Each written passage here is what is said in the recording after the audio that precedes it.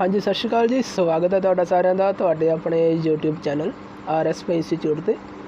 ਦੋਸਤੋ, ਇਹ ਅਧੀਨ ਸੇਵਾਵਾਂ ਚੋਣ ਬੋਰਡ ਪੰਜਾਬ ਦਾ ਲੇਟੈਸਟ ਨੋਟਿਸ ਹੈ ਜੀ, ਨਿਊ ਅਪਡੇਟ ਹੈ ਤੇ ਇਹਦੇ ਵਿੱਚ ਤੁਹਾਨੂੰ ਪੜ੍ਹ ਕੇ ਦੱਸਦੇ ਹਾਂ ਇਸ ਨੋਟਿਸ ਵਿੱਚ ਕੀ ਲਿਖਿਆ ਗਿਆ ਹੈ ਜੀ।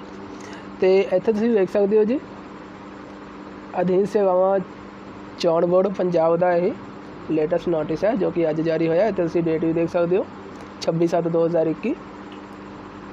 नोटिस है जी, इस लिखा गया इश्तिहार नंबर, ठीक है जी। ये इश्तिहार नंबर है, ये अधीन क्लर्क लीगल दियाँ 160 असामियां की भर्ती लई, ठीक है जी। जो क्लर्कों दी जो भर्तियां निकलियां सन 160 वैकेंसी सीगियां, जिवें कि तुसीं सारे जानते हो।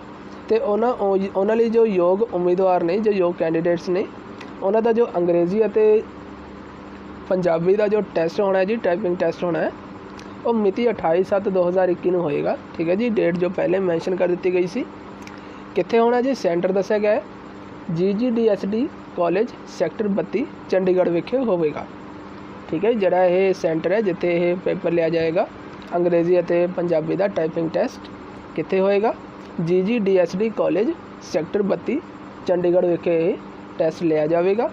तो 28 जुलाई 2021 में टैसट होवेगा जी। तो जड़े भी कैंडीडेट्स ने जिन्होंने ये जड़े मतलब योग उम्मीदवार ने जड़े सिलैक्ट हुए हैं, ठीक है जी, अंग्रेजी और पंजाबी का टाइपिंग टैसट उन्होंने लिया जाना सी। तो हुण इहदा जो सेंटर मैंशन कर दिता गया है GGDSD कॉलेज सैक्टर 32 चंडीगढ़ विखे टैसट लिया जाएगा। तो थल्ले तुसीं देख सकते हो जी, अज की डेट है। तो अधीन सेवावां चोण बोर्ड का लेटेस्ट नोटिस है। ये वीडियो में लाइक और शेयर जरूर करियो जी, जिहड़े कैंडीडेट्स होणगे उन्होंने पता लग जाए जिथे सेंटर बारे कित्थे यह टैसट लिया जाना है। तो वीडियो में शेयर जरूर करियो जी। तो इस तरह दी होर अपडेट्स लिए तुसीं साडे नाल जुड़े रहो इस YouTube चैनल नाल। RSP इंस्टीट्यूट साडे YouTube चैनल नूं तुसीं सबसक्राइब कर लो।